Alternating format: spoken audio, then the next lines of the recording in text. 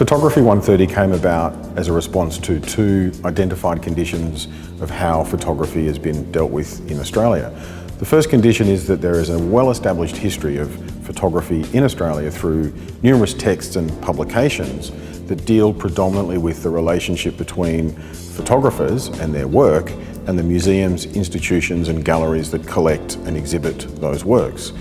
But those texts don't mention, or hardly mention at all, the educational institutions and their relationship to cultivating the culture and photography and the photographers that contribute to those collections. The second condition is that RMIT began photography in 1887, so it's 130 years old, which makes it the oldest institution to continually teach photography anywhere in the world. For the inquiry section, we look at humankind's endless quest and desire to understand and inquire about the world in which we live. Through observation, analysis and innovation, we are able to invent devices that can see the unseeable.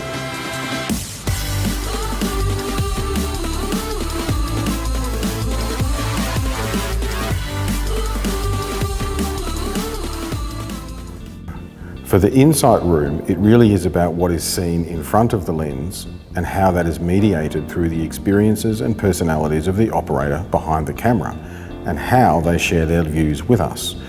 The artists and photographers in this category use photography as a way of exploring not only what they see, but how they feel and respond to the places, events and people they photograph.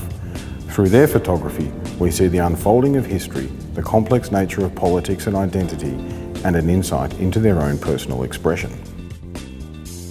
In the room that explores moments, we look at the medium of photography and its ability to capture time, a moment fleeting or fixed that is permanently recorded. It is both a technical capability of the camera and a desire on the part of the photographer or artist to pause, reflect, or peer into a view of the world.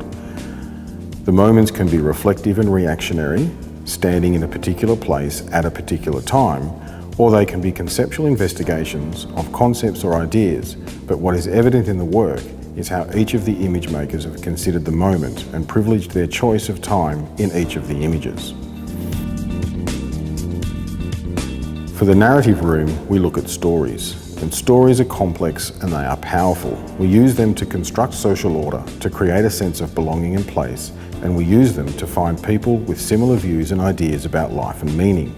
Photographs are able to tell stories and create narratives through events played out in single frames, through the clever use of events and relationships, and the perceived unfolding of time. We can see an entire scene unfold, or we can see into the eyes of a child trying to understand what just happened to them. Founding tutor and renowned Melbourne photographer Ludovico Hart spoke of photography and its application to both art and science.